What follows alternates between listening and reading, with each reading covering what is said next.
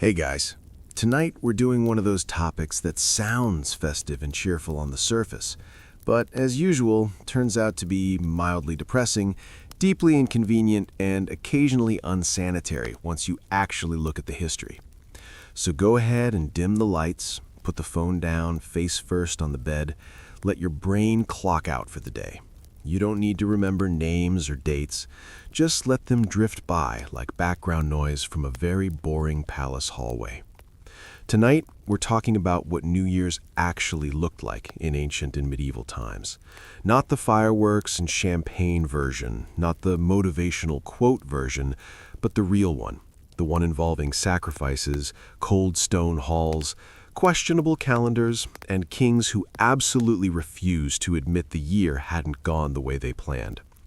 And like everything in history, it turns out New Year's wasn't really about fresh starts. It was about survival, superstition, and pretending things were fine when they very much were not. So, let's ease into it. Slowly. No rush. The year can wait. Now, the first thing to understand is that for most of human history, nobody agreed on when the year actually started. This was not a settled issue. There was no global countdown, no ball dropping, no one yelling 3, 2, 1 unless they were about to throw something at a goat.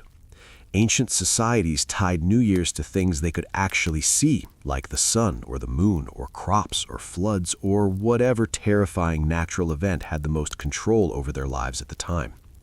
In ancient Mesopotamia, one of the earliest places where humans decided to write things down and complain permanently, New Year's was connected to the spring equinox, around late March, when the days started getting longer, crops could grow again, and people felt brave enough to believe they might not starve this year.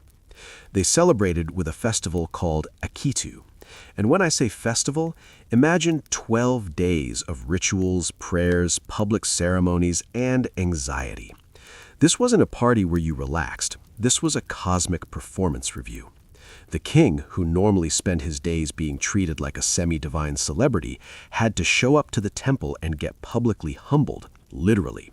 A priest would strip him of his royal insignia, slap him in the face, and make him swear he hadn't abused his power too badly over the past year. If the king cried, that was good. Tears meant the gods were satisfied. If he didn't cry, well, that was awkward, because then everyone had to quietly worry that the gods might destroy the city in the coming year. Nothing sets a relaxing New Year's mood quite like waiting to see if your ruler cries on cue. Meanwhile, statues of gods were paraded through the city, chaos rituals were performed, and the universe was symbolically reset. Order was broken, then restored. The idea was that the world itself needed a reboot, like turning it off and on again, but with more incense. And already, right here at the beginning of recorded history, we see the core theme of New Year's: fear management. Now, let's float gently over to ancient Egypt, where New Year's was less about the crying kings and more about the Nile doing whatever it felt like. For Egyptians, the year began when the Nile flooded. This was called Wepet Renpet, meaning the opening of the year, which sounds hopeful but really meant please let the river behave. The flooding deposited fertile silt along the banks, making agriculture possible. No flood meant famine. Too much flood meant destruction. So New Year's was essentially a celebration of the river not choosing violence, at least not yet. There were offerings to the gods, especially Osiris and Hapi, the god of the Nile flood. Temples were cleaned, statues were washed, people made amulets and charms, not because it was cute, but because the afterlife paperwork alone was stressful enough without tempting fate. Pharaohs, of course, positioned themselves as the reason the flood worked at all, because of course they did. Every successful New Year's was proof that the ruler was in divine favor. Every bad one was blamed on priests, omens, or that one guy who definitely offended a god somehow. And while common people were mostly focused on not dying, elites marked the new year with rituals reaffirming cosmic order, ma'at, balance, stability, all the things that sound nice when you're the one hauling water in the heat. Now, let's float gently over to ancient Egypt, where New Year's was less about the crying kings and more about the Nile doing whatever it felt like. For Egyptians, the year began when the Nile flooded. This was called Wepet Renpet, meaning the opening of the year, which sounds hopeful but really meant please let the river behave. The flooding deposited fertile silt along the banks, making agriculture possible. No flood meant famine. Too much flood meant destruction. So New Year's was essentially a celebration of the river not choosing violence, at least not yet. Now, ancient Rome decided to be different because Rome always did.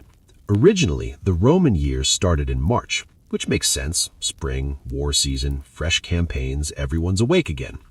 But eventually, Romans did what Romans loved to do. They reorganized the calendar for political convenience. January was named after Janus, the two-faced god of doorways, transitions, and looking both forward and backward, which is actually pretty on brand for New Year's if you think about it. One face staring at last year's mistakes, the other face pretending next year will be better. By 153 BCE, January 1st became the official start of the year, and New Year's in Rome became a strange mix of religious ritual and social obligation. People exchanged gifts called strenae. These were small tokens like figs, honey, or coins. Sweet things, symbolic of a sweet year ahead, or at least a less miserable one. They also made vows to the emperor, because nothing says fresh start like reaffirming loyalty to a man who could have you executed for looking bored. Public sacrifices were held, temples were busy, priests checked omens. Everyone was very concerned about signs. Birds flying wrong, smoke drifting oddly, someone sneezing at the wrong time. Romans didn't do casual optimism, they did structured anxiety. And emperors, naturally, used New Year's as a PR moment. Coins were minted with hopeful slogans, victories were promised, stability was implied, even when the emperor in question was already deeply unwell or surrounded by people quietly plotting his replacement. Because hope, like propaganda, is cheaper than fixing actual problems. Now, let's drift forward into the early medieval world where calendars became complicated. After the fall of the Western Roman Empire, Europe didn't exactly agree on much, including time, especially time.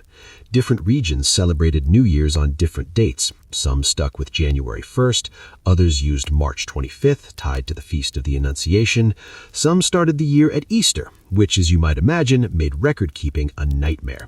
Two documents could be written weeks apart and still be dated to the same year, or the same day could belong to two different years depending on who you asked, which is why medieval historians drink.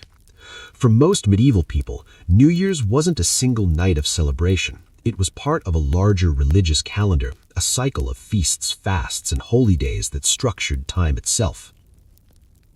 January 1st in Christian Europe became associated with the feast of the circumcision of Christ, which is not exactly party-themed. So New Year's was solemn, reflective, church-focused, less New Year, new me, and more New Year, same sins. Church bells rang, Mass was held, people prayed for forgiveness, and if they celebrated, it was quiet, controlled, no loud joy. God was watching. That said, medieval courts still found ways to make New Year's about themselves, because courts always do. Among European nobility, New Year's became an occasion for gift-giving, not small gifts, symbolic gifts, political gifts. Kings gave favors, lords gave money, courtiers gave elaborate objects designed to scream loyalty and taste at the same time. And in France especially, New Year's gifts at court were basically a competitive sport. Gold cups, jewelry, finely illuminated manuscripts, everyone trying to impress everyone else while silently resenting how expensive it all was. And of course, gifts flowed upward more than downward. The king received the best things, always. Medieval kings also used New Year's to issue proclamations, renew laws, announce intentions, sometimes declare wars, because nothing says fresh beginnings like armed conflict. Now, let's talk about the people who weren't kings. For peasants, New Year's was not that exciting. Winter was hard, food was scarce, work never really stopped, and celebrations depended heavily on local customs. Some villages marked the new year with communal meals if there was food to spare. Others with folk rituals meant to drive away bad spirits, loud noises, masks, bells, anything to scare the old year out. There were also traditions involving predicting the future, watching animals, interpreting dreams, reading signs in fires or water, because if the year was going to be terrible, it was nice to know early. And while elites wrote poetry about renewal and hope, peasants mostly hoped the weather would behave and the Lord wouldn't raise taxes again. Now, somewhere in the middle of all this, medieval superstition thrived. The new year was seen as a liminal time, a threshold, dangerous, unstable. Spirits could cross over. Fate was malleable. Things could go wrong easily, which is why people followed strict customs. Eat certain foods, avoid certain activities, don't start anything risky, don't anger anyone important, especially supernatural entities.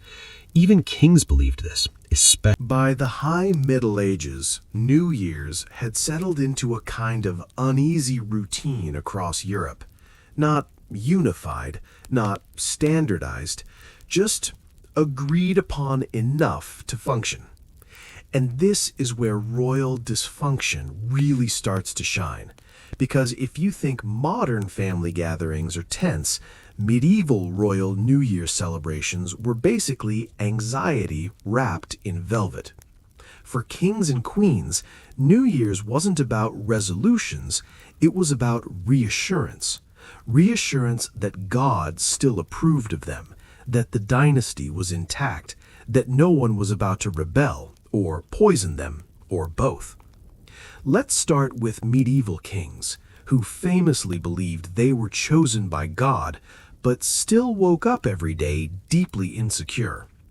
New Year's Day was one of those moments when a king had to be seen, publicly, in church, wearing the right clothes, saying the right prayers, looking appropriately humble but not weak, reverent but still in charge, which is a very narrow emotional needle to thread. Royal chroniclers loved describing these days. The king processed into the cathedral, bells rang, clergy sang, incense filled the air, everything carefully choreographed to suggest order, continuity, and divine favor. Meanwhile, behind the scenes, the king was probably exhausted, mildly ill, and very aware that at least 3 people in the room wanted his job. New Year's sermons were especially fun. Priests would take the opportunity to gently remind rulers of their moral obligations, justice, mercy, charity, not oppressing the poor. You can imagine kings nodding solemnly while mentally planning a tax increase. Queens, meanwhile, had their own New Year's pressures, especially queens whose primary job description was produce heirs and don't embarrass us. The new year was a moment of evaluation. Had she produced a healthy son yet? Was she pregnant? Was she still alive? Which was honestly a non-trivial achievement. Gifts exchanged at court often reflected this. Queens received jewelry, relics, devotional objects, things meant to emphasize piety and fertility, sometimes disturbingly explicitly. And if a queen hadn't produced an heir, the new year could feel less like a fresh start and more like a countdown clock. Royal children also played a role. They were paraded, displayed, shown to foreign envoys as proof the dynasty wasn't collapsing just yet. Medieval childhood was not gentle, and royal childhood was especially performative. Now, let's ease our way into one of the most quietly uncomfortable aspects of medieval New Year's: vows. On New Year's, oaths were often renewed, fealty sworn again, loyalty reaffirmed, because nothing says "I trust you" like making everyone promise they're not planning a coup. Lords knelt, hands clasped, words spoken aloud, all very ceremonial, all very binding. And everyone involved knew that half those vows would be broken before the year was out, because medieval politics was not a long-term planning environment. Now, let's gently zoom out and talk about medieval calendars again, because this confusion never really went away. In England, for example, the legal New Year started on March 25th, Lady Day, for centuries, which meant January 1st was technically still part of the old year. So people celebrated a new year that wasn't legally a new year. They exchanged gifts, went to church, made resolutions, all while the paperwork insisted it was still last year. This caused endless confusion later for historians, but at the time, people just dealt with it. Dates were flexible. Time was symbolic.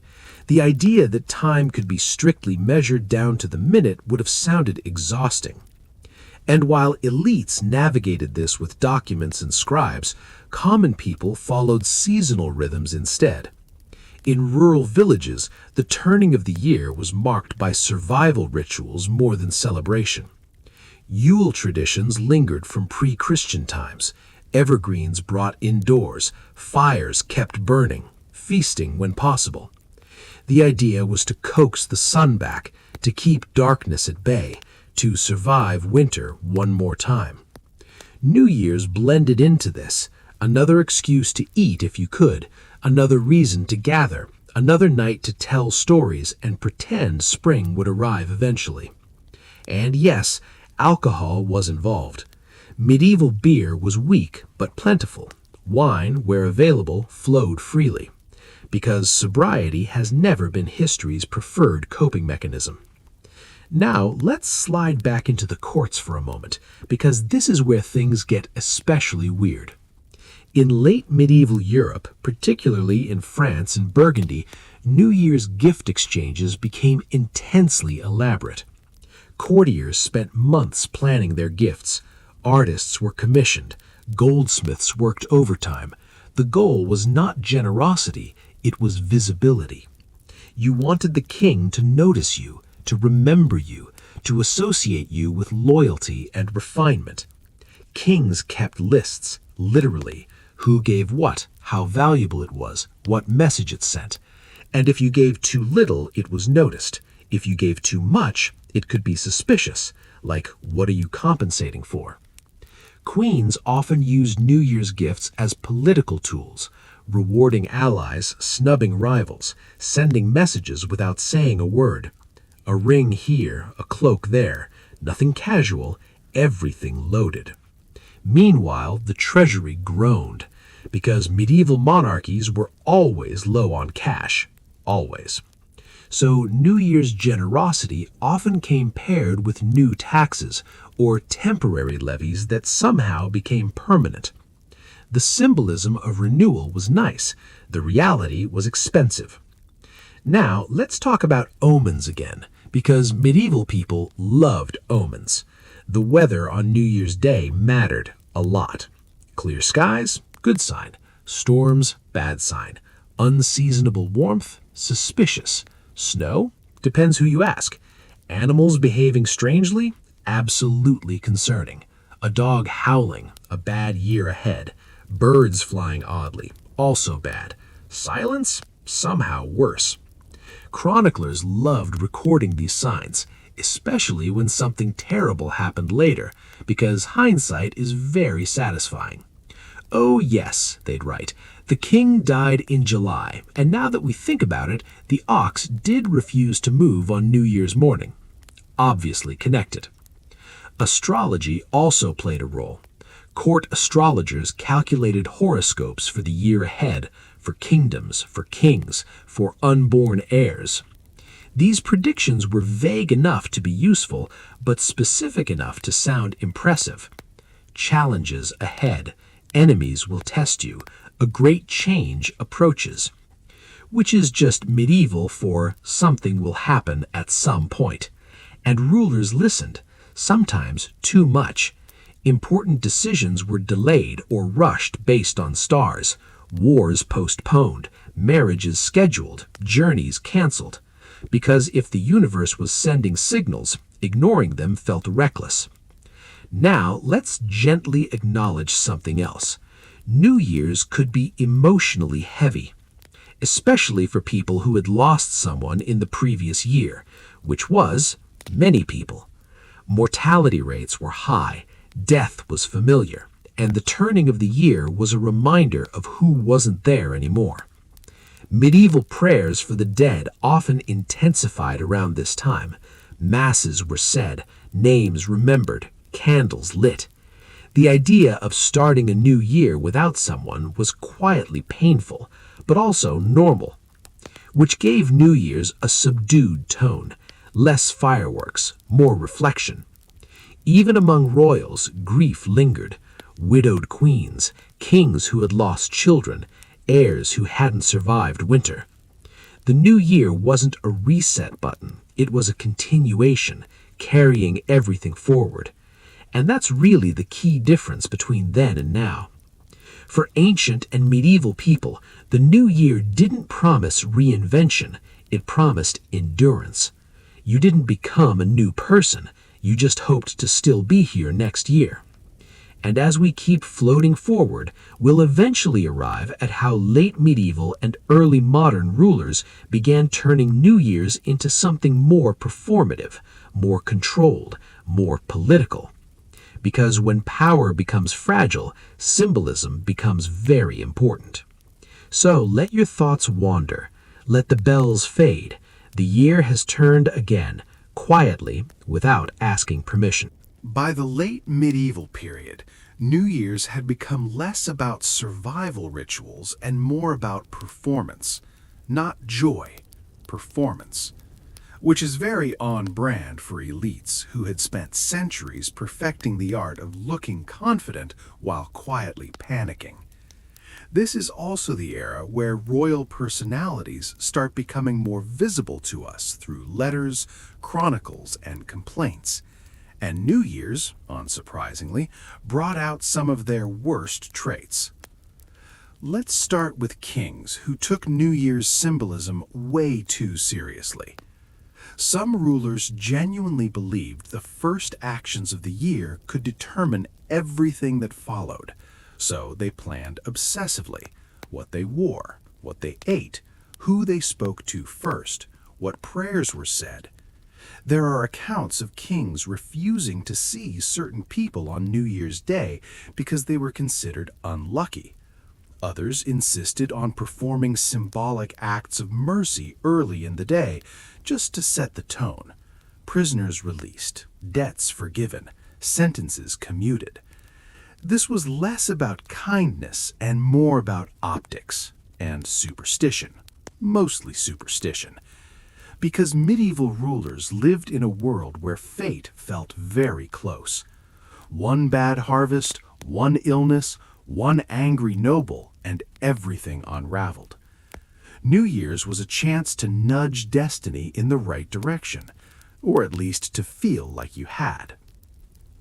Now let's drift over to medieval queens again, because their experience of New Year's was uniquely stressful.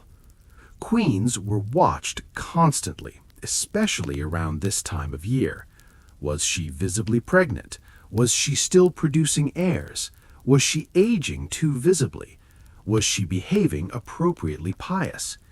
New Year's court appearances were like annual evaluations, every glance dissected, every interaction noted.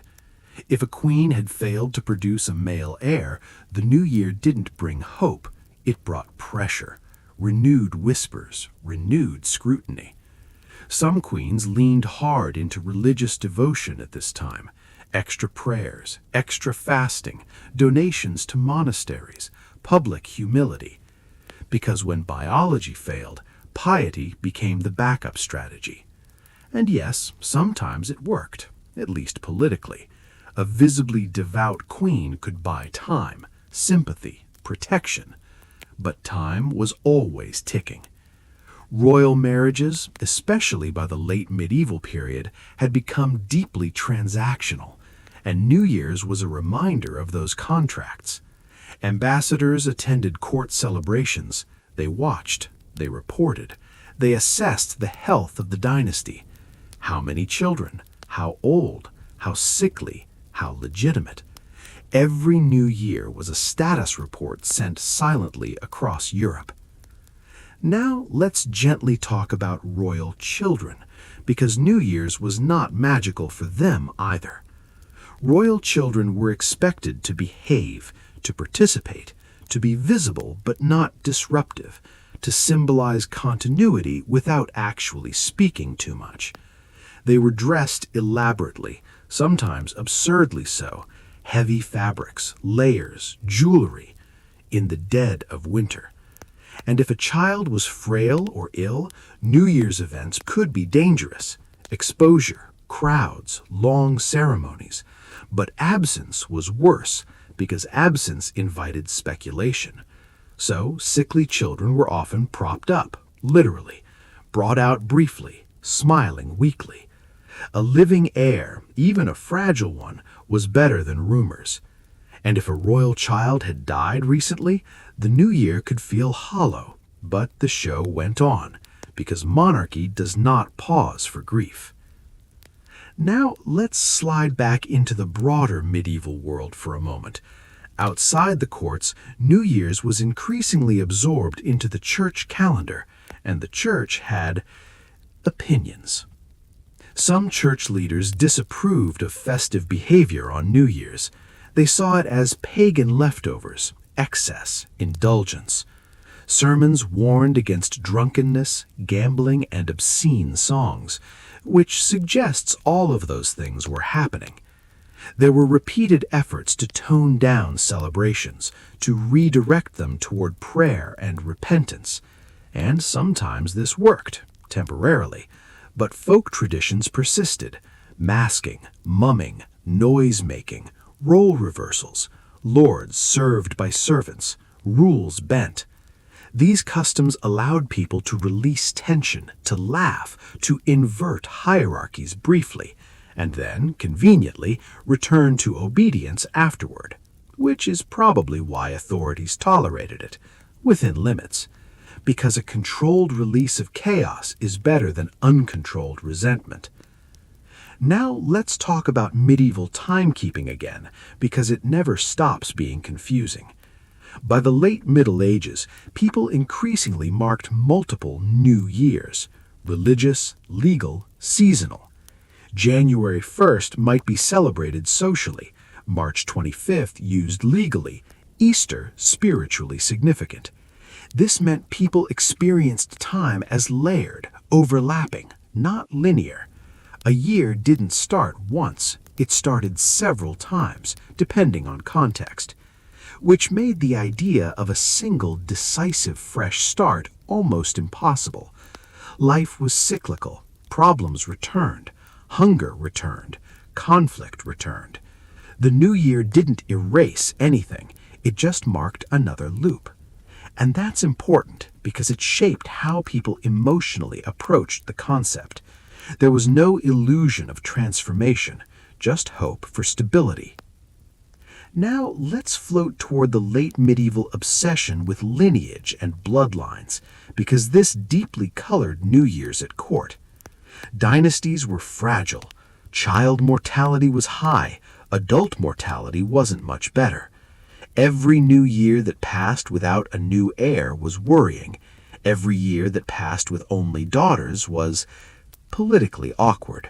And this anxiety intensified gift-giving and ritual behavior. Relics associated with fertility were especially popular New Year's gifts.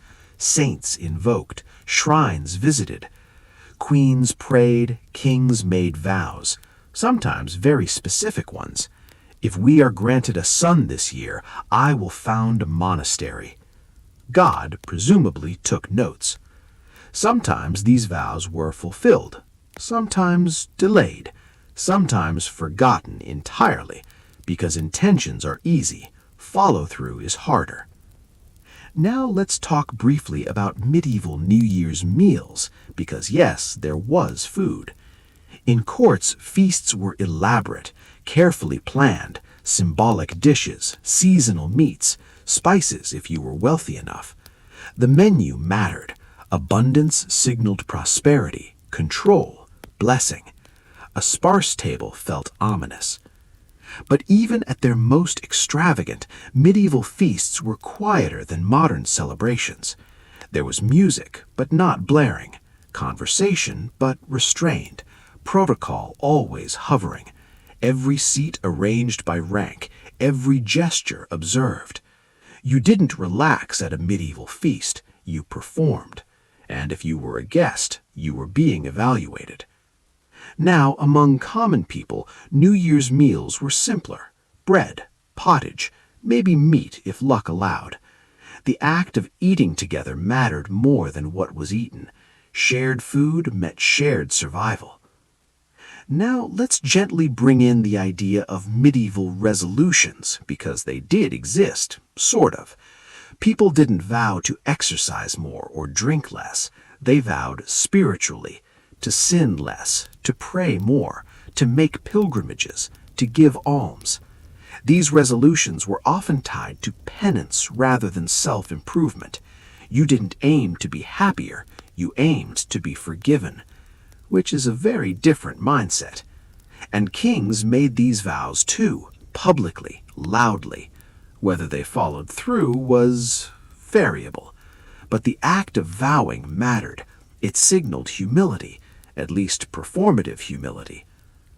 Now, as we continue drifting forward, a medieval world is slowly approaching a shift toward early modernity, toward centralized power, toward increasingly self-aware monarchs, and New Year's will change with it. It will become more about display, about image, about control, less cosmic anxiety, more political theater. But for now, we're still in that quiet space, between old and new, where the year turns slowly, where nothing dramatic happens at midnight. As we drift into the very late medieval period, something subtle but important begins to happen with New Year's. It becomes less about the universe resetting itself and more about humans trying very hard to look in control of things they absolutely are not, which, honestly, is the most medieval mood imaginable. Kings are more powerful now, on paper. Bureaucracies are expanding, courts are bigger, records are more detailed, and yet insecurity somehow increases. Because the more there is to lose, the more terrifying the turning of the year becomes. New Year's becomes a moment of accounting, not just spiritually, but administratively. Royal treasurers review finances, not happily. Officials tally debts, not accurately. Laws are reaffirmed, offices renewed, appointments confirmed. The year doesn't just begin, it is announced, declared, structured. And this means New Year's at court starts to feel heavy, ceremonial, slow, long. There are processions that take hours, masses that stretch on, formal meals that involve dozens of courses, eaten at a pace designed to show restraint rather than enjoyment. The king sits, the queen sits, everyone else stands for a very long time. No one slouches, no one yawns, no one looks bored, because the new year is watching. And of course, chroniclers are watching too. Late medieval chroniclers loved New Year's descriptions. They used them as benchmarks. Was the court prosperous, orderly, devout? Did the king look strong? Was the queen dignified? Were the nobles obedient? Every detail was symbolic, and every symbol could be weaponized later. Now, let's gently shift focus to a recurring theme that never quite goes away: dynastic anxiety. By this point, royal families are deeply aware of their own fragility. Lines have gone extinct before, thrones have been claimed by distant cousins, wars of succession are fresh memories. So New Year's becomes a kind of annual dynastic roll call. Who's alive? Who's married? Who's pregnant? Who's still breathing despite looking concerning? Royal genealogies matter more than ever, and New Year's gatherings conveniently put everyone in one place for assessment. Is that prince limping? That's not great. Is that princess pale? Also not ideal. Is that air coughing? Everyone notices, and no one relaxes until the candles are out. In some courts, special prayers were offered on New Year's specifically for the health of heirs, named individually, publicly, because naming them made it feel like control. Now let's talk about the emotional atmosphere of these events, because despite the rituals, New Year's was often quiet. Not silent, but subdued. Laughter existed, but it was measured. Smiles were practiced. Joy was polite. There was an understanding that excess joy tempted misfortune, that too much celebration invited correction. So happiness was rationed. And this applied even more strongly to rulers who had experienced loss. A king who had lost sons, a queen who had buried daughters, a dynasty still haunted by plague years. New Year's didn't erase grief, it highlighted absence. Seats left empty, names not spoken, portraits hanging quietly. And yet the court moved forward, because it always did. Now let's drift outward again, away from palaces and toward towns and villages. By the late medieval period, urban New Year's celebrations were becoming more structured. Guilds played a role. Trade organizations marked the year with meetings, feasts, and processions. New officers were installed, rules reaffirmed, fines collected, which meant New Year's was also about work, about obligation, about structure. And in towns, bells mattered. Church bells rang to mark the turning of the year, sometimes at midnight, sometimes at dawn. Timing varied wildly. But bells signaled continuity. They reminded people that time was moving forward under God's supervision, and they were comforting, even when everything else wasn't. Now, folk traditions still thrived alongside this. In many regions, people believed the first visitor of the new year mattered. Who crossed your threshold first could determine your luck. So households planned, or at least hoped. A healthy man was ideal. A stranger was risky. A woman depended on local superstition, which, unfortunately, was rarely flattering. People cleaned houses before the new year, not deeply, just symbolically, sweeping out bad luck, clearing space. Old fires extinguished, new fires lit. This idea of fire renewal shows up everywhere, because fire meant warmth, safety, survival. Lighting a new flame felt powerful. Now let's pause gently on medieval food again, because New Year's meals carried meaning beyond calories. Certain foods were eaten for luck, bread for sustenance, pork for prosperity, fish for faith. Sweets, when available, symbolized hope, which is why honey and dried fruits were common, not because they were festive, but because they lasted. Preservation was the medieval dream. And alcohol, again, played its quiet role. Ale flowed, wine flowed where it could, but drunkenness on New Year's was frowned upon, officially. Unofficially, people coped however they could. Now, let's return to the elites again, because this is where early modern vibes begin to creep in.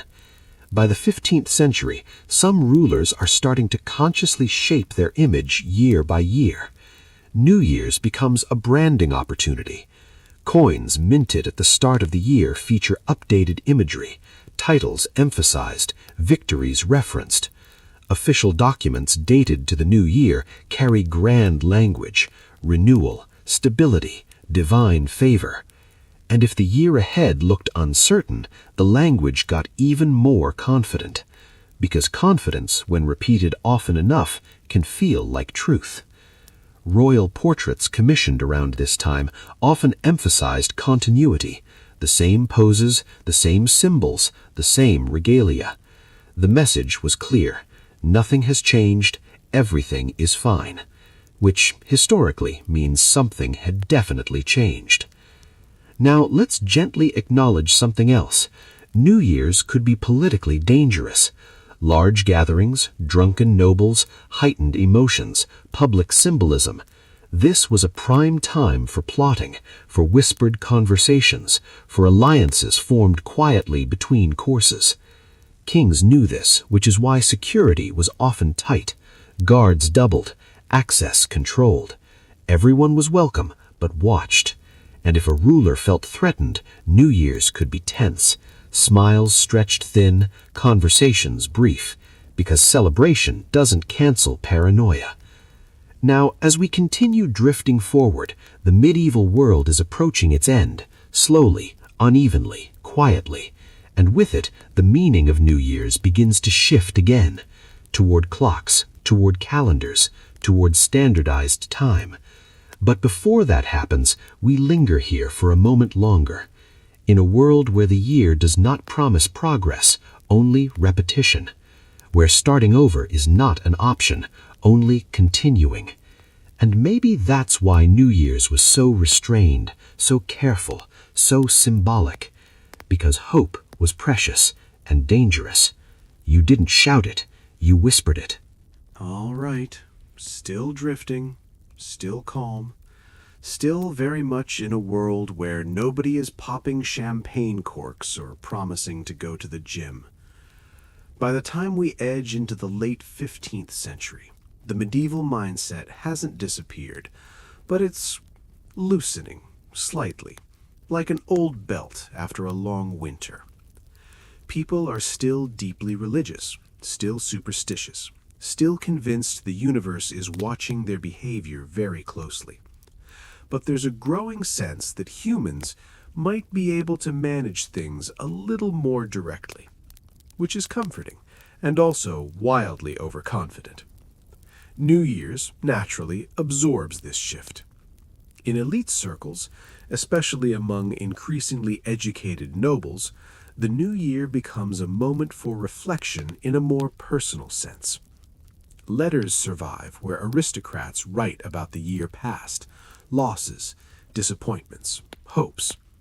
Not loudly, not dramatically, just tiredly.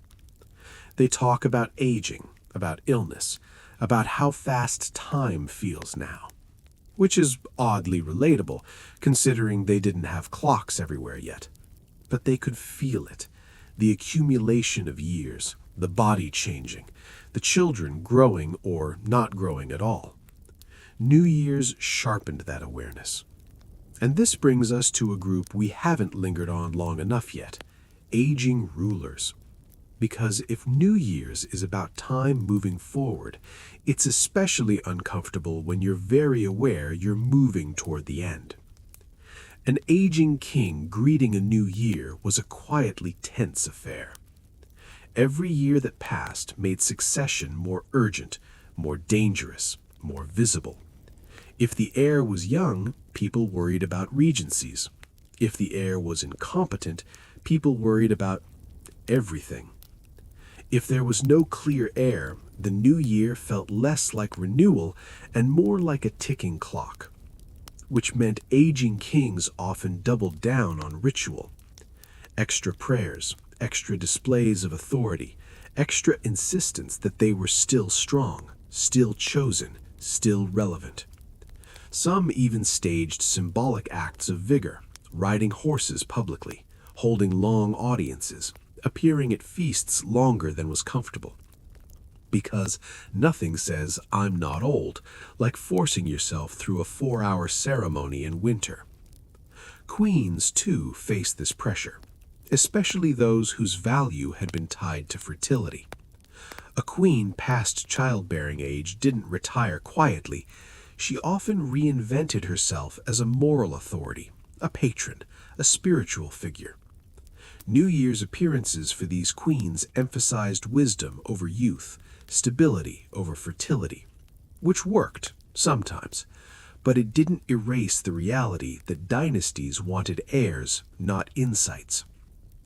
Now let's gently shift away from the palaces again, because while elites obsessed over lineage, ordinary people were still focused on getting through winter. For peasants, the new year was still closely tied to agricultural cycles, even in January. They thought ahead to planting, to whether they had enough seed grain left. Which meant New Year's wasn't optimistic, it was practical. People assessed supplies, repaired tools, planned labor. And while church services marked the day, daily life didn't pause.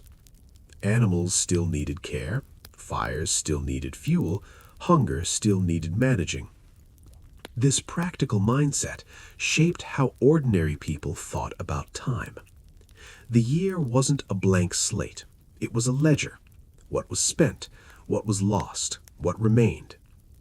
Now in towns, especially growing cities, New Year's took on a slightly different character. Urban populations were more diverse, more mobile, more exposed to ideas.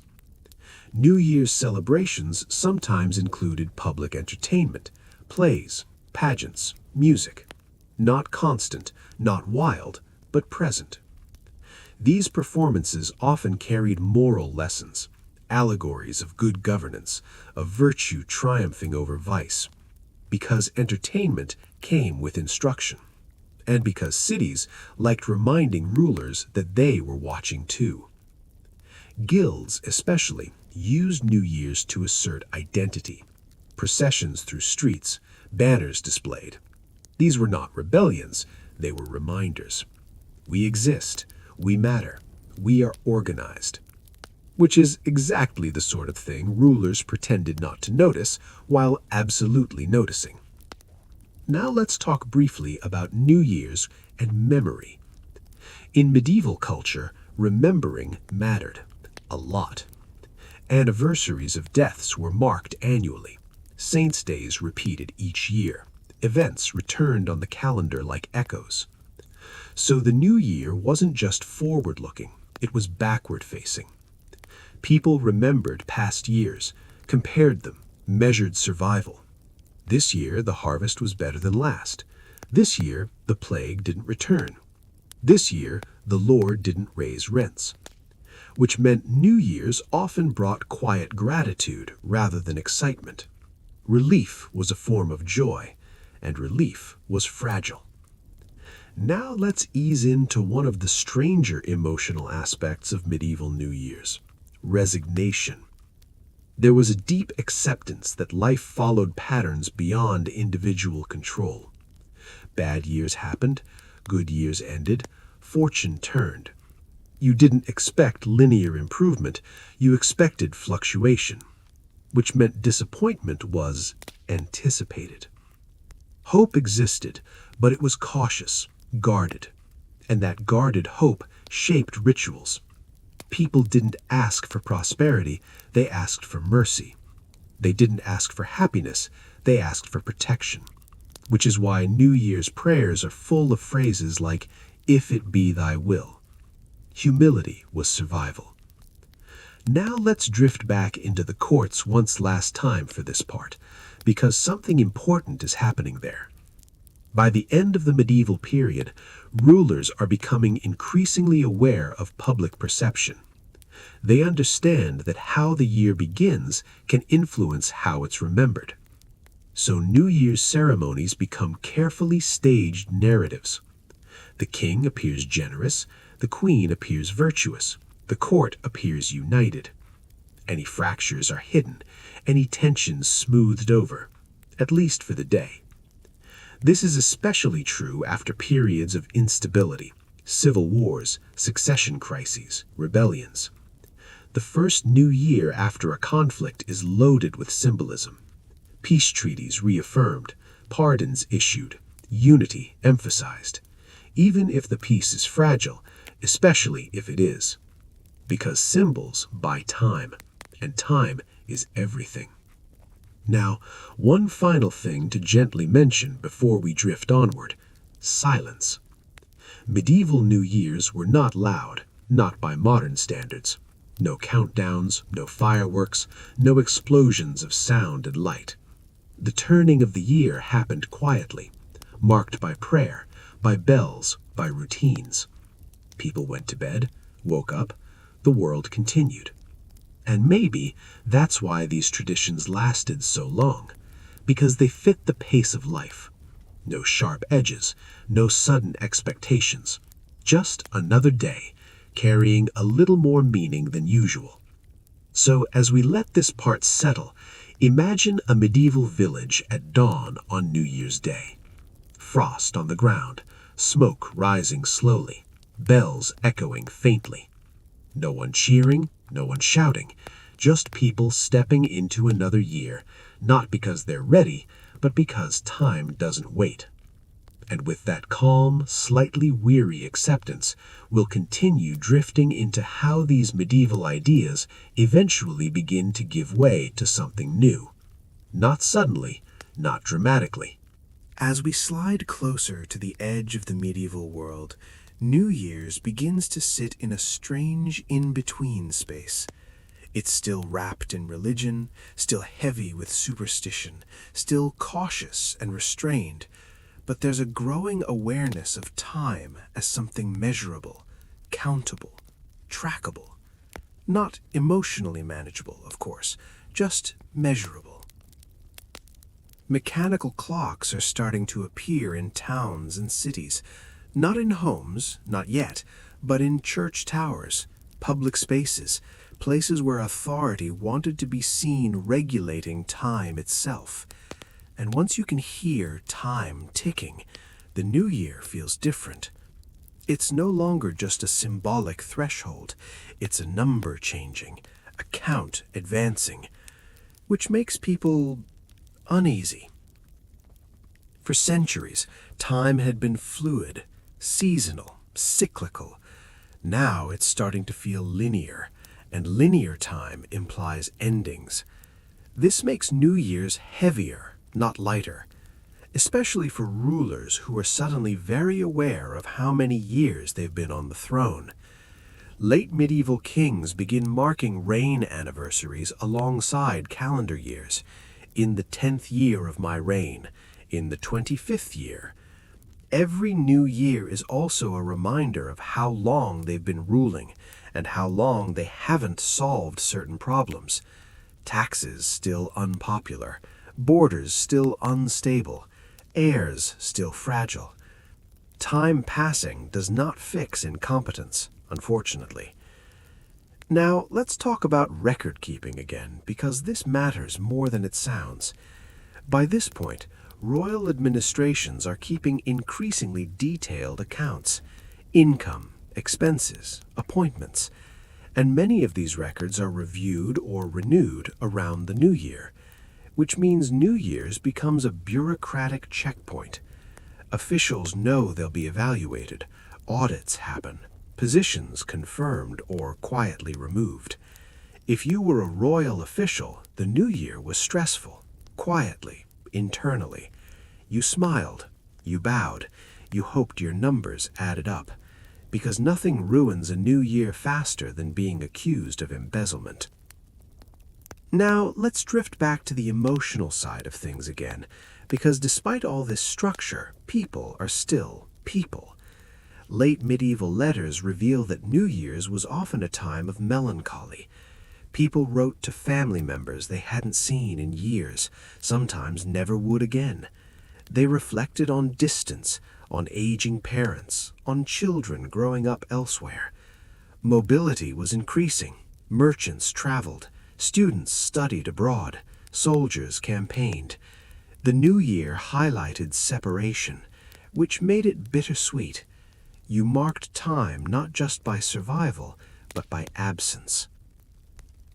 Now, let's talk about superstition again, because it never really fades, it just adapts. People still believed the first day of the year mattered enormously. What you did, what you said, who you saw. Arguments were avoided or postponed. Debts were sometimes paid symbolically, if not fully. Doors were opened to let the old year out, closed carefully to let the new year in. And yes, there were still plenty of beliefs about bad luck, breaking things, crying, being ill on New Year's Day, all ominous, which meant people tried very hard to appear healthy and content, even when they weren't. This applied especially to rulers. A king appearing ill on New Year's Day was concerning. So they masked symptoms, endured ceremonies, sat upright, because a sick king at the start of the year sent a message no one wanted. Now, let's gently talk about death, because it's never far away in medieval life. If someone died close to New Year's, it felt symbolically heavy. Death at the turning of the year was sometimes interpreted as meaningful, fated. Chroniclers noted it, priests commented on it. A death on New Year's Eve or day blurred endings and beginnings, and for families it complicated mourning.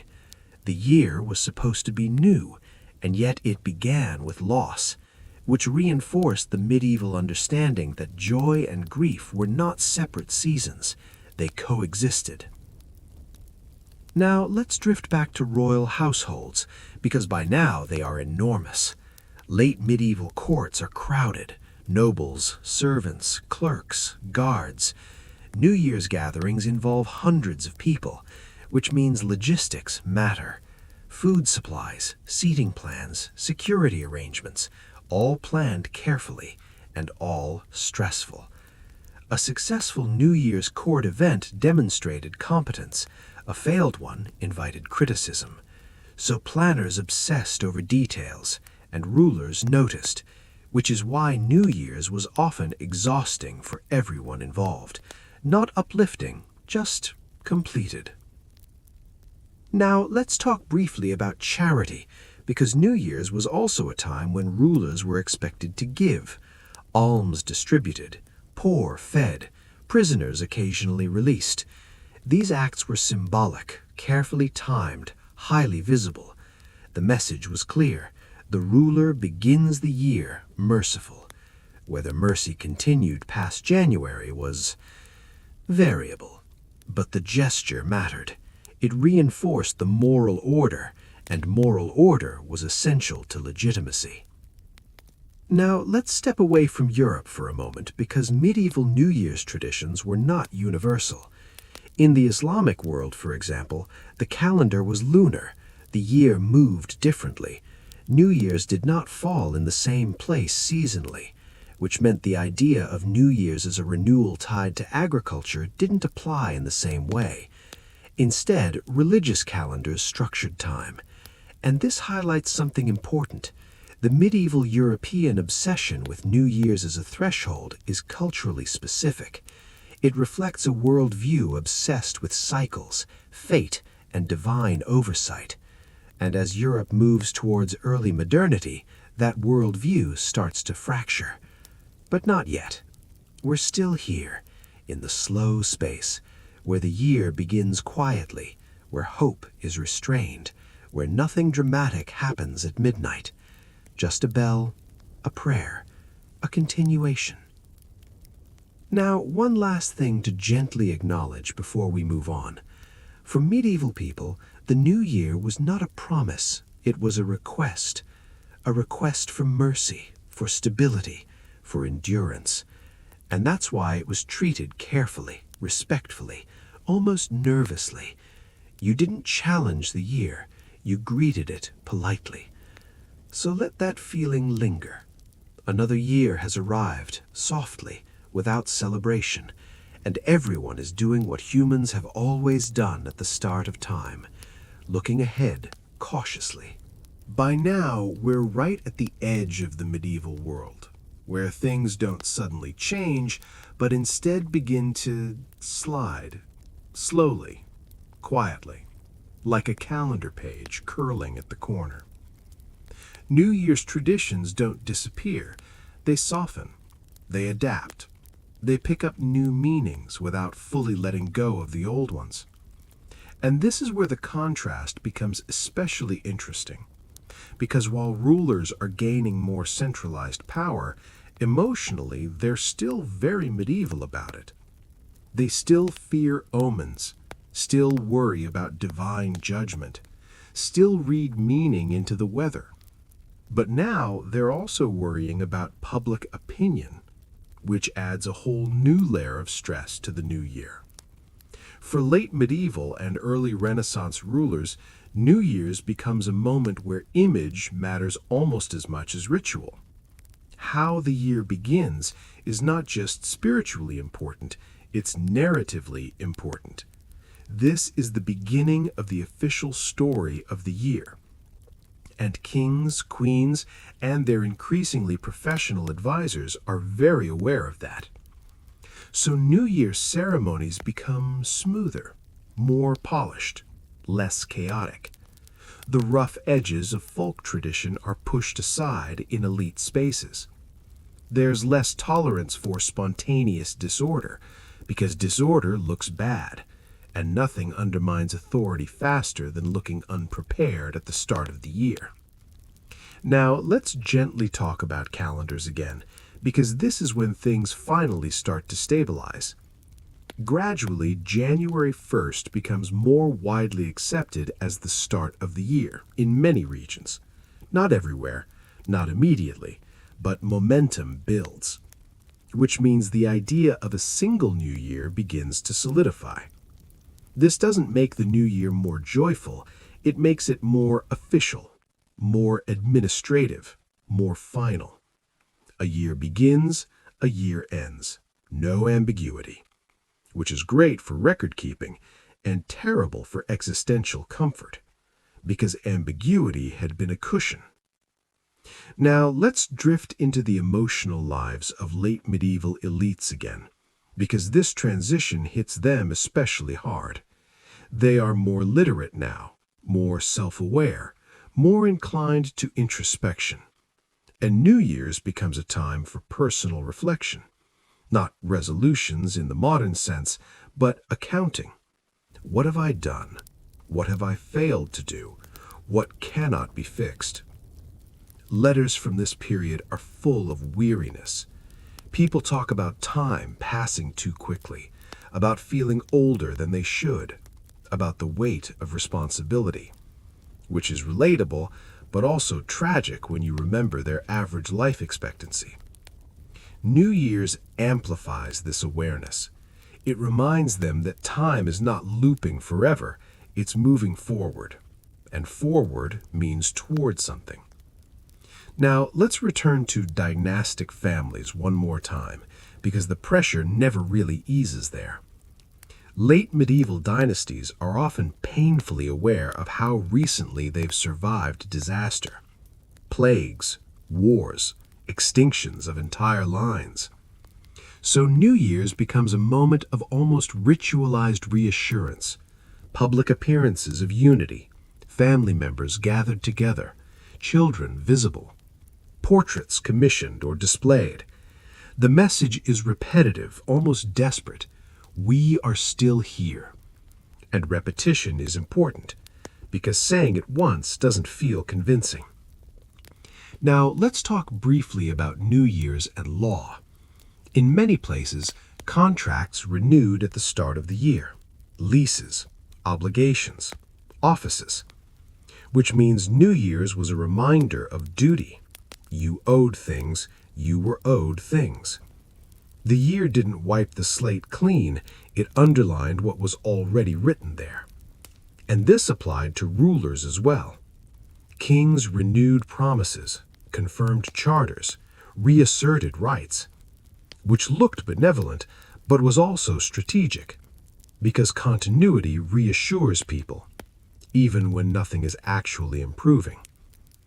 Now, let's step back into ordinary life again, because despite elite anxiety, most people were still just living. For villagers and townsfolk, New Year's remained modest. Church in the morning, a slightly better meal if possible, maybe some local customs. Then back to work. No illusion of transformation. Which is why, in many ways, medieval New Year's feels emotionally healthier than modern ones. There was no pressure to reinvent yourself. You were who you were, the year would be what it would be. Your job was to endure it. And endurance was a skill medieval people were very good at. Now, one more thing to gently note before we bring this closer to a resting point. For medieval people, the new year wasn't about optimism, it was about alignment. Aligning yourself with God, with fate, with the rhythms of the world. You didn't demand a better year, you prepared for whatever year arrived. And preparation meant humility, ritual, routine. which is why New Year's traditions were repetitive. Repetition was comforting. It meant the world was still working. So as we reach the end of this part, imagine a late medieval town just after dawn on New Year's Day. The streets are quiet. The bells have rung. Smoke curls from chimneys. People move slowly, deliberately. No one is celebrating wildly. No one is despairing openly. By this point, the medieval world hasn't vanished. It's just thinning, stretching, becoming something else without fully admitting it.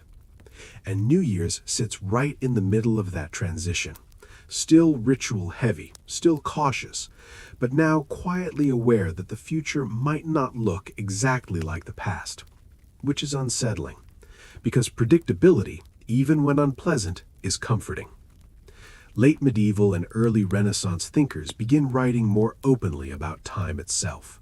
Philosophers, theologians, scholars, they debate whether time is circular or linear, whether history repeats or progresses.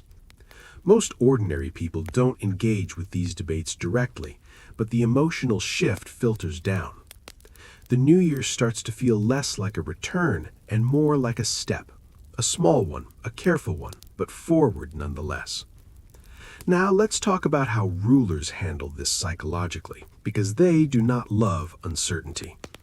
Kings and princes prefer the idea that history repeats, that patterns can be mastered, that dynasties rise and fall according to known rules. Linear time suggests endings, and rulers hate endings. So New Year's ceremonies lean even harder into continuity. Same prayers, same roots, same gestures. Nothing new, nothing risky. Because if the ritual stays the same, maybe the world will too. This is especially visible in courts that have survived recent trauma. After wars, after rebellions, after plagues, the first New Year afterward is extremely controlled. No excess, no surprises. Just order, calm, stability. Even the food is predictable, because unpredictability has already taken enough. Now let's gently revisit the idea of superstition one more time, because even as intellectual life expands, superstition doesn't disappear. It just coexists. Astrologers are still consulted, omens still recorded. Even educated rulers hedge their bets.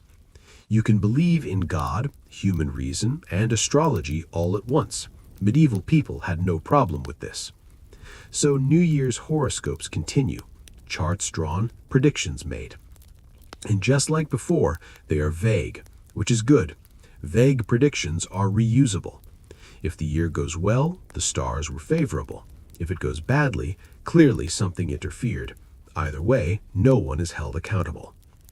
Now let's drift back into domestic life, because this is where New Year's remained most consistent. Inside homes, New Year's was quiet. Families gathered if they could, ate what they had, said prayers. Older members reflected, younger ones listened or didn't. Stories were told, often the same ones every year, about past winters, past hardships, past survivals. These stories weren't nostalgia, they were instruction. This is how we got through it before, and that mattered more than hope, because hope can disappoint, experience endures. Now let's briefly talk about silence again, because silence is one of the most overlooked features of historical New Year's. No constant noise, no background music, no screens. Just occasional bells, crackling fires, wind. Which meant people were alone with their thoughts more often, and New Year's gave those thoughts a direction. You thought about time, about loss, about survival, and then you went back to work. Which might sound bleak, but it was grounding. Life didn't pause for introspection. Introspection fit into life. Now let's drift back to elites one final time, because we're nearing the point where medieval New Year's as a mindset begins to fade. Late 15th century rulers increasingly use written proclamations to frame the year. They announce intentions, priorities, reforms. This is new. Earlier rulers acted, now they explain, which means New Year's becomes rhetorical. The year is no longer just lived, it is described. And description creates expectation. Expectation creates pressure, which eventually leads to disappointment. But that's a problem for later centuries. For now, New Year's proclamations sound reassuring. They promise justice, peace, order. They always do. Now let's gently acknowledge that despite all this ceremony, most medieval years were unremarkable. No dramatic turning points, no sweeping change, just incremental shifts. A slightly better harvest, a slightly worse winter. A child born, an elder buried. The new year marked these changes only in hindsight. At the moment itself, nothing felt new. And that's important, because modern New Year's anxiety comes from expectation. Medieval New Year's anxiety came from uncertainty. They didn't expect improvement, they feared decline, and that fear shaped everything. So, as we approach the end of this long, quiet drift through ancient and medieval New Year's, let's hold on to that contrast. No fireworks, no countdowns, just continuity. The year begins not with celebration, but with acknowledgement. I am still here, the world is still here. Let us proceed carefully.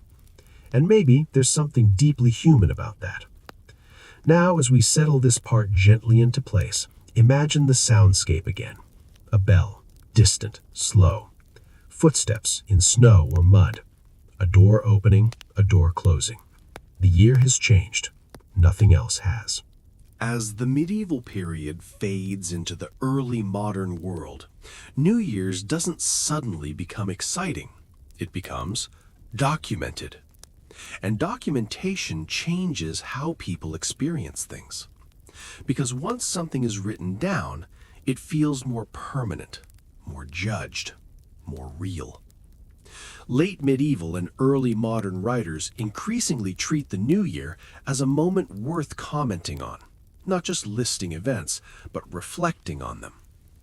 Chronicles open with phrases like, "At the beginning of this year," followed by cautious observations. Nothing bold, nothing emotional, just notes. Because historians, then as now, prefer distance. And that distance seeps into culture. New Year's becomes less mystical and more observational. Still religious, still symbolic, but quieter in its expectations. Now, let's gently return to rulers one last time, because they remain the most anxious participants in all of this. For a king, the new year marks another year of responsibility successfully survived, or barely survived. Each year on the throne increases experience and enemies, which means New Year's is not refreshing, it's exhausting. A ruler looks ahead and sees obligations stacking up, wars unresolved, debts unpaid, alliances fragile. The year ahead is not a gift, it's a burden. And so New Year's ceremonies emphasize endurance over enthusiasm. The king appears steady, the queen composed. No dramatic speeches, no bold promises, just calm reassurance. Because anything else would feel reckless. Now, let's talk about aging again, because New Year's makes age impossible to ignore. Every year is counted. Birthdays matter less than years lived. And for medieval people, living longer than expected was not necessarily comforting. Old age brought respect, but also vulnerability, which is why New Year's prayers increasingly include requests for strength. Not success, not happiness, strength. Strength to continue, strength to endure. Now, let's drift back into religious life, because the church still dominates how time is understood. The liturgical year cycles relentlessly. Feast days, fast days, saints' days. The new year fits into this cycle, not above it, which means it doesn't dominate the calendar. It's important, but not supreme. And this limits its emotional weight. The year does not hinge on January 1st. It unfolds gradually through familiar rhythms, which prevents the kind of pressure modern people feel. There is no single moment where everything is supposed to change. Change happens slowly, quietly. Now, let's talk briefly about memory again, because medieval people remembered years by events, not numbers. The year of the great frost, the year of the bad harvest, the year the king died. New Year's did not define the year. Life did, which means the new year itself could pass almost unnoticed, especially among ordinary people. They marked it because tradition told them to. Then they moved on. Now, let's acknowledge something else. For many medieval people, the concept of next year was uncertain. Life expectancy was unpredictable. Illness was common. War was frequent, which meant planning far ahead felt pointless. You focused on the season, the month, the week. The new year was acknowledged, but not relied upon. You didn't assume you'd see the next one, which gave each new year a quiet seriousness, not celebration, awareness. Now, let's gently touch on one final aspect before we let this topic rest. Silence again. Medieval New Year's nights were dark. No streetlights, no glowing windows. After prayers and meals, people slept. The world went quiet. And in that quiet, the year changed. Without witnesses, without spectacle. Just time doing what time does, moving forward. Now, as we bring this long, slow exploration toward a natural pause, let's step back and look at the whole picture. Ancient and medieval New Year's were not about optimism. They were about survival. They were about continuity. They were about acknowledging that time moves forward whether you are ready or not. And so you meet it calmly, respectfully, carefully. You don't shout at it. You don't challenge it.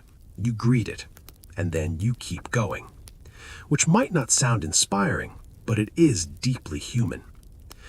So as this part settles, imagine that final medieval scene one more time. A cold morning, a quiet village, a bell ringing once. The year has turned. No one cheers, no one despairs. Because if there's one thing ancient and medieval New Year's traditions had in common, it's that nobody was trying to reinvent themselves overnight. No new year, new me. More like new year, same mud, same taxes, same slightly disappointing life. And honestly, relatable. Now, let's ease back into daily life, because that's where New Year's truly lived for most people. Not in palaces, not in temples, but in kitchens, fields, and drafty rooms where people woke up and realized the calendar had shifted, but the roof still leaked. For peasants and townsfolk, the new year often arrived quietly, like an uninvited guest who doesn't knock and doesn't leave a gift. You might acknowledge it with a small prayer, maybe an extra piece of bread, maybe a moment of reflection if the day allowed it, but mostly you worked, because work did not pause for symbolism. Animals still needed feeding, firewood still needed chopping, water still needed hauling. The year changed, but the routine did not. And this consistency was comforting. Medieval people trusted routine more than hope. Routine meant survival. Hope was optional. Now let's talk about weather, because weather dictated everything, and the new year almost always landed in the worst part of it. Winter was not romantic. It was gray, wet, cold, relentless. New Year's arrived when food stores were shrinking and daylight was limited, which meant celebration had limits. You couldn't afford excess. You couldn't waste energy. So even when communities marked the new year with gatherings, they were modest. Soups instead of feasts, warmth instead of spectacle, togetherness instead of noise. Now let's slide back into ancient times for a moment, because the Romans had opinions about winter that were dramatic. To them, winter was a season to endure, not enjoy, and New Year's rituals reflected that. Offerings were meant to secure favor. Prayers were meant to prevent disaster. Nobody assumed the year would be kind. They hoped it wouldn't be cruel, which is a much lower bar and possibly a healthier mindset. Now let's talk about superstitions again, because New Year's brought them out in full force. What you did on the first day mattered, not in an exciting way, in a nervous way. You wanted to avoid arguments, avoid bad news, avoid illness, because whatever happened on that day was believed to echo. So people behaved carefully, politely, even artificially so, which is fascinating because it suggests New Year's wasn't about honesty, it was about performance. You acted the way the year wanted to behave, calm, stable, respectable, even if you felt none of those things. Now let's look at gift-giving again, because it deserves a little more attention. Ancient and medieval gifts were symbolic, not indulgent. Food, coins, practical items. No surprises, no novelty. Gifts were meant to reinforce relationships, not entertain, which made them deeply political. Giving the right gift mattered. Giving the wrong one could offend, and not giving one at all could be interpreted as a statement. So New Year's became a quiet negotiation. Who gives, who receives, who owes, who is acknowledged. Now let's gently drift back to the elite, because they turned gift-giving into an art form of anxiety. Royal New Year's gifts were carefully curated. Everything was recorded. Who gave what, who gave more, who gave less, which meant New Year's was a scoreboard, not a celebration. Courtiers hoped their gifts would be noticed. Kings hoped they wouldn't set precedents. Queens navigated expectations with precision, because generosity could inspire loyalty or resentment. There was no winning, only managing. Now let's talk about children, because New Year's did not revolve around them. Unlike modern holidays, children were not the focus. They participated, but quietly. They watched rituals, they learned prayers, they absorbed traditions without commentary. No toys, no excitement, just observation. Which meant New Year's helped them teach something important. Life is cyclical. Change is gradual, and you are not the center of it. Now let's slow things even more and think about timekeeping.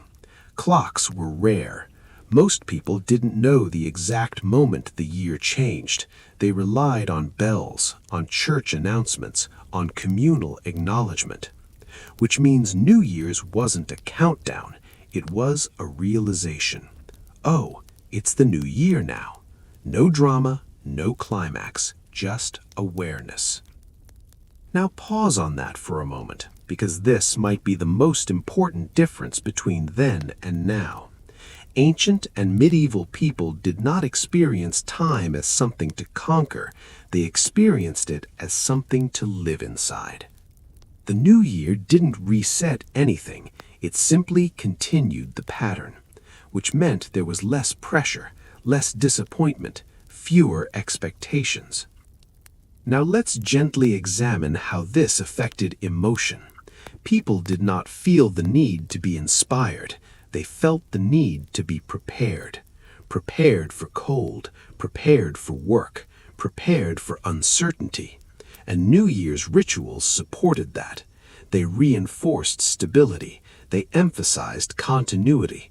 They reassured people that the world was still functioning, which was enough.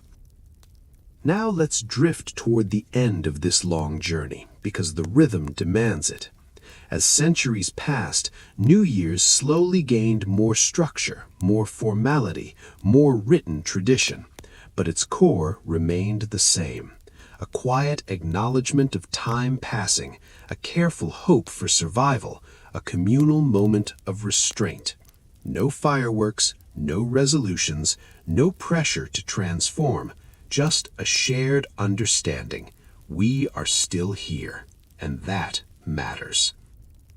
So as we close this part, imagine one final scene. Not a king, not a priest, just an ordinary person. Waking up on a cold morning, lighting a fire, eating a simple meal, maybe saying a short prayer. The year has changed. Life continues. By this point, we can say that New Year's had become less about individual ambition and more about collective endurance. Survival, really, is the common theme, and it applies to everyone, peasants, townsfolk, and royalty alike. Nobody escapes it. Nobody celebrates too loudly. Nobody overestimates what the turning of the year can deliver. Now, let's float back to the urban centers for a moment. In growing cities, New Year's celebrations became subtly more complex, not because anyone was trying to be festive, but because urban life forced social interactions. Merchants, guilds, apprentices, all of them had obligations that converged around the start of the year.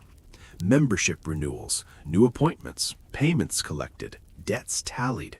Guild halls were alive with the quiet murmur of business disguised as tradition. Even when townsfolk marked the new year with minor celebrations, they were carefully measured. A little food, a little ale, a short communal gathering, everything else remained functional. The new year was not a break, it was a marker, a subtle, almost imperceptible pause in an otherwise relentless routine. And for rulers, the year was even more of a ledger than a celebration. Late medieval and early Renaissance monarchs became increasingly obsessed with appearances, because by now, appearances could influence loyalty, stability, and even survival. You were expected to look healthy, strong, and composed at the start of the year. You were expected to project calm authority no matter what crises were brewing behind closed doors. An ill-timed cough or a faint expression of fatigue could invite gossip, or worse. In that sense, the new year became performative, ritualistic, a carefully staged declaration of competence. Public appearances, ceremonial meals, and exchanges of gifts were not entertainment, they were subtle exercises in demonstrating control. Everything was symbolic. The seating arrangements, the timing of speeches, even the order in which courtiers entered the hall, none of it was accidental. Let's drift to the role of religion again, because it's impossible to ignore. By the late medieval period, the church dominated how people conceptualized time. New Year's was folded into the liturgical calendar alongside feasts, saints' days, and fasting periods. Its meaning was largely spiritual, prayers for endurance, protection, and divine favor. Secular joy was secondary, hope was quiet, reflection was public, structured, and bound by ritual. Nobody expected miracles, they only hoped for mercy. And superstition lingered like a shadow behind every gesture. The first visitor, the first words spoken, even the first meal were imbued with symbolic weight. Arguments were postponed, doors opened and closed carefully. Small, deliberate acts were performed to influence fortune for the year ahead. It's important to note that this was never dramatic. No one expected the universe to suddenly collapse or reward them lavishly. It was all about alignment, control, and subtle influence over things mostly beyond human reach. Let's touch on children one more time, because the modern fixation on them during New Year's didn't exist. Children were present, but silently observed and instructed. They learned prayers, absorbed social norms, witnessed rituals. The focus was on continuity of knowledge and duty, not entertainment. No one expected joy to come from children. It came from the family functioning as it should. And then, of course, there was silence, one of the most overlooked aspects of historical New Year's. Streets were dark, fires burned low, bells rang intermittently. Life moved quietly from one day to the next. Midnight passed with little fanfare. Time, in its slow and steady manner, turned over. People noticed, they acknowledged, and they continued. By the late 15th and early Renaissance period, documentation and record-keeping began adding layers to these rituals. Rulers wrote proclamations, administrators recorded appointments, clerics annotated prayers and blessings. The new year became not just a lived experience, but a written one, a ledger, a symbol of continuity for future reference. And with writing comes awareness, reflection, and a subtle pressure to maintain order, which only reinforces what we've been saying. New Year's was never about excitement, it was about endurance. So, as we float gently to a close for this part, imagine the scene one final time. A small medieval village, smoke curling from chimneys in the cold morning. A church bell tolls softly in the distance. Families gather quietly around the fire for a modest meal. Courtiers perform subtle rituals in distant castles. Monks recite prayers in monasteries. Time has shifted. Another year has begun, but the world remains fundamentally the same. No fanfare, no dramatic change, just continuation. Calm, steady, measured, inevitable. And that, in many ways, is exactly how people across centuries understood the new year. By this point, we can say that New Year's had become less about individual ambition and more about collective endurance. Survival, really, is the common theme, and it applies to everyone, peasants, townsfolk, and royalty alike. Nobody escapes it. Nobody celebrates too loudly. Nobody overestimates what the turning of the year can deliver. Now let's float back to the urban centers for a moment. In growing cities, New Year's celebrations became subtly more complex, not because anyone was trying to be festive, but because urban life forced social interactions. Merchants, guilds, apprentices, all of them had obligations that converged around the start of the year. Membership renewals, new appointments, payments collected, debts tallied. Guild halls were alive with the quiet murmur of business disguised as tradition. Even when townsfolk marked the new year with minor celebrations, they were carefully measured. A little food, a little ale, a short communal gathering. Everything else remained functional. The new year was not a break, it was a marker, a subtle, almost imperceptible pause in an otherwise relentless routine. And for rulers, the year was even more of a ledger than a celebration.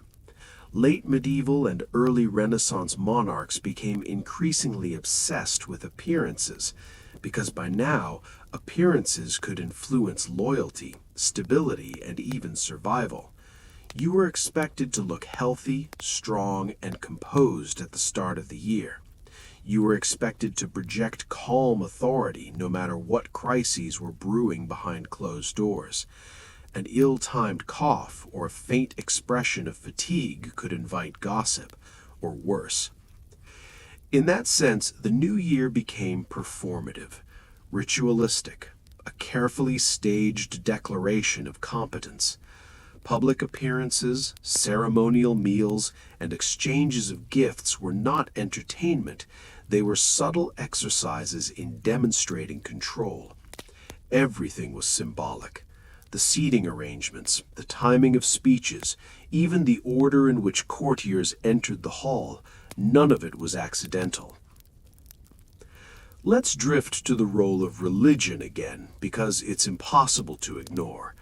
By the late medieval period, the church dominated how people conceptualized time.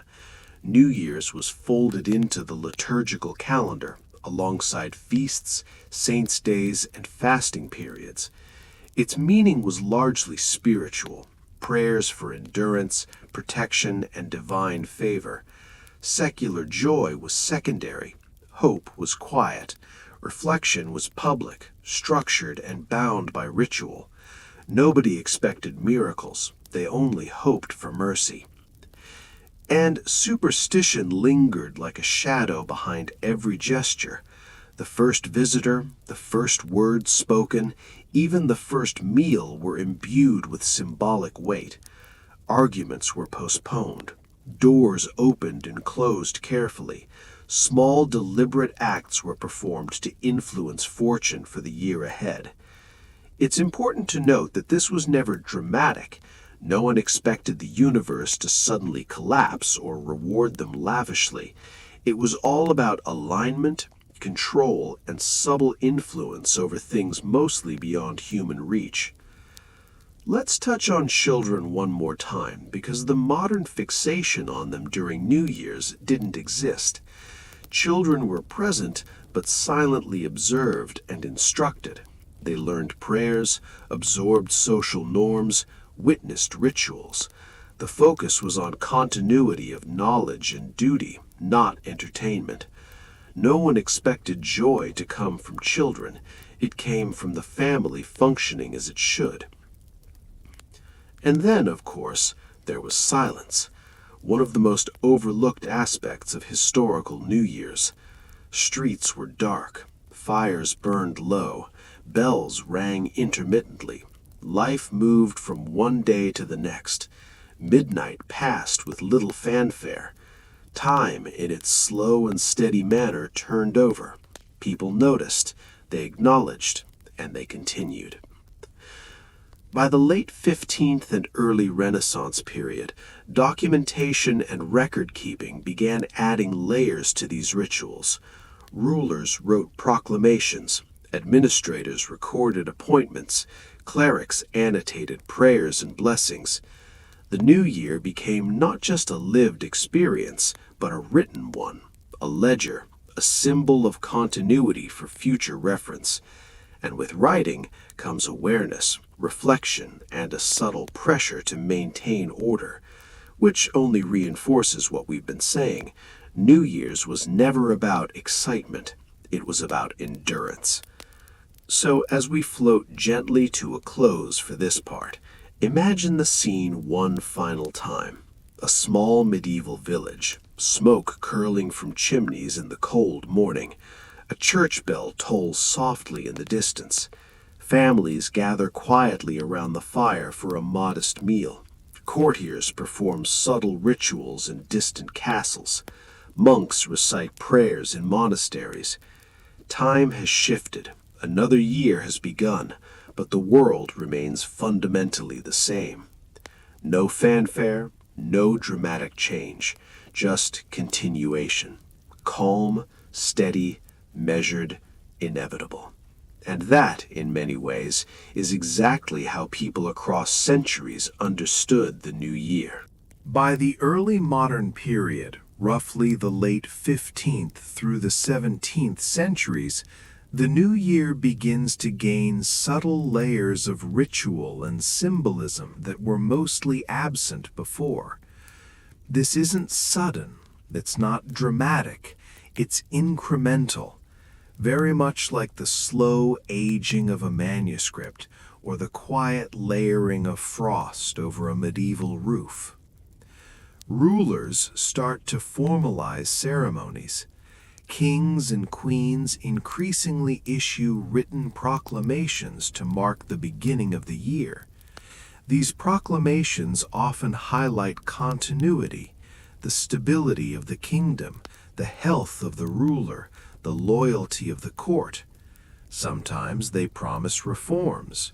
Sometimes they promise nothing at all except that life continues. Every word is carefully chosen because, by now, printing presses exist, and written declarations can travel further than a single palace or village. And so the new year is both lived and documented. Court rituals are observed, gifts exchanged, meals taken with careful consideration, and then chroniclers, clerks, and secretaries dutifully record what has occurred. It's an early modern version of social media, but slower, less noisy, and far less judgmental, unless you angered a patron or misstepped in some subtle protocol, in which case your faux pas might live forever in parchment. The rituals themselves remain restrained. Gifts are symbolic. Coins, small tokens, or practical items continue to dominate. Extravagance is reserved for highly strategic circumstances, such as reinforcing alliances or signaling wealth to rivals. There's no expectation of personal delight. No one assumes the year will suddenly improve because of a trinket. The gesture matters more than the utility or pleasure derived. Now, the courts are not the only place where New Year's is observed. Cities and towns continue to mark the day modestly with communal meals, small gatherings, and religious observances. The first day of the year remains important in terms of superstition and fortune. Who enters your house first? What words are spoken? What meals are shared? Every action carries the faint but persistent weight of expectation. And children, as ever, they remain observers. They learn through participation. They witness hierarchy, ritual, and the performance of continuity. There are still no toys, no confetti, no fanfare. Their role is to absorb lessons about endurance, patience, and social structure. In essence, they are quietly trained for survival in a world that demands observation over expression. Religion continues to dominate the emotional experience of New Year's. Prayers for endurance, divine favor, protection, and stability are ubiquitous. Clergy lead rituals in churches, bells toll, fasting, feasts, and saints' days provide structure, and because the calendar is cyclical, the new year fits seamlessly into the ongoing rhythms of life rather than standing apart as a radical moment of transformation. Superstition remains alive and well. The idea that the first day of the year could influence fortune persists. People act cautiously. Arguments are postponed. Debts might be symbolically repaid. Doors opened and closed with care. Ritualized behavior continues to dominate social interactions, and yet none of it is dramatic. It is subtle, deliberate, and designed to influence small, incremental outcomes rather than produce miracles. The new year also becomes a marker of mortality. People observe the passage of time with a growing awareness of age. Letters from this period reveal reflections on survival, aging, and the slow accumulation of responsibility. Monarchs, nobles, and even common folk are increasingly aware that the year is a ledger.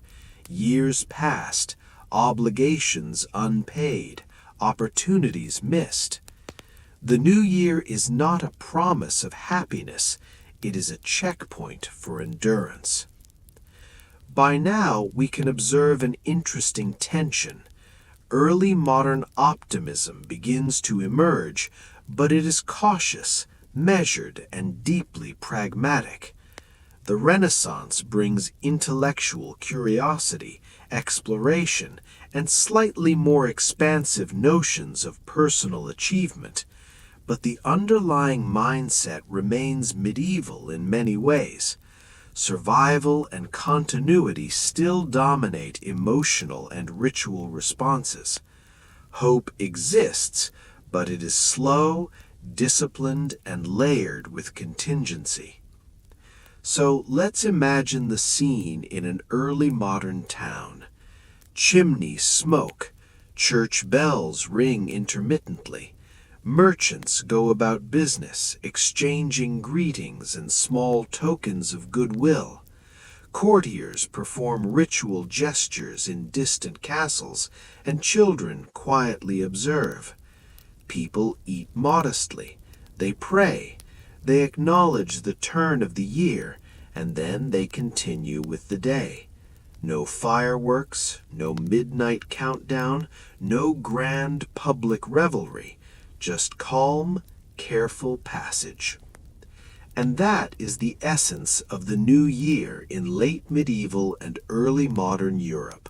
Not explosive, not joyous, not transformative, but deliberate, measured, and grounded. A quiet acknowledgement of time's passage and the endurance required to meet it.